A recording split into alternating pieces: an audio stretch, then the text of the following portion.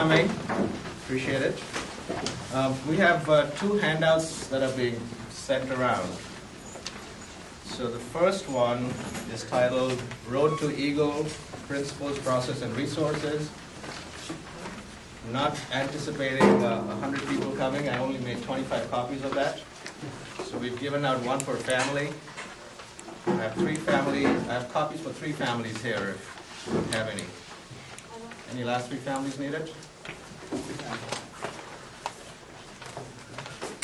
And if you don't, if you need copies of this, there's two ways of getting it. Way number one is to send me an email. Yes. Way number two is to give me your name after the meeting. Way number three is this will get posted on our website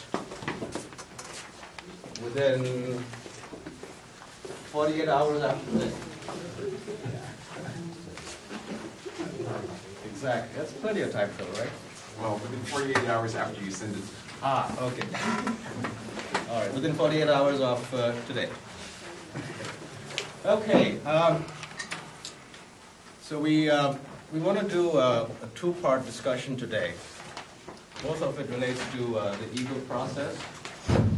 Part one is going to be a discussion on what is the process for becoming an Eagle. What is required of the Scout? How do you go about doing it? What's required of the family? What's required of the Eagle adult mentors? What kinds of projects you should do? How do you select a project? What the criteria are, and so on and so on. So that's topic one. That should take about an hour. The second half of the conversation today is going to be the Eagle Code of Honor, which Mr. Musman will lead the discussion for that. And that'll tell you everything that, especially the parents, need to know to make sure that the Eagle Code of Honor is set up, executed, run, managed, and turns out to be the best Code of Honor for you, the Scouts. Any questions before we dive in? Okay, let me set some ground rules for our conversation. So ground rule number one is, this is a conversation. So my job is to make sure I facilitate the conversation so you guys, the Scouts and the parents, walk away with a reasonable idea of everything that you ever wanted to know about becoming Eagle. That's principle or objective number one. The second thing is, this is intended to be the start of the process of communication. This is not intended to be the one and the only conversation that we'll ever have about the Eagle process, but this is supposed to be step one in a long journey that many of you will have lots and lots of questions. And what our goal is to make sure that you guys know who the adult Eagle mentors are that you should reach out to when you have questions. Not if you have questions, because you will have questions. Okay? So let me take that in reverse chronological order of what the objective of the discussion is, what the specifics are. Starting first with the Eagle adult resources that Troop 30 has for all you Scouts and the parents. Here's a quiz. But I'm looking for one Scout or many Scouts to raise their hands. Can someone name all the Eagle adult resources that you have at your disposal from Troop 30?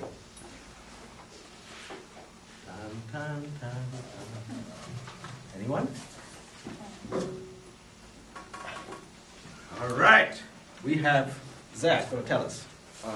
You, Mr. Doolittle, Mr. Tarleton, and Mr. Jandro. And Mr. Musman for Eagle recordings. Bravo! Yes. All right. Do everyone of you know how to get hold of the Eagle Code resource, of the Eagle resources? Email, call. Give them a call, send them email, bug them, harass them, they'll help you. Perfect. Okay. So, we'll walk through this document. Cool? Sound like a plan? Okay. So here are the things that we want to cover. As this very brief 4-page document indicates, it only has 2 pages, but it has 4 pages of content.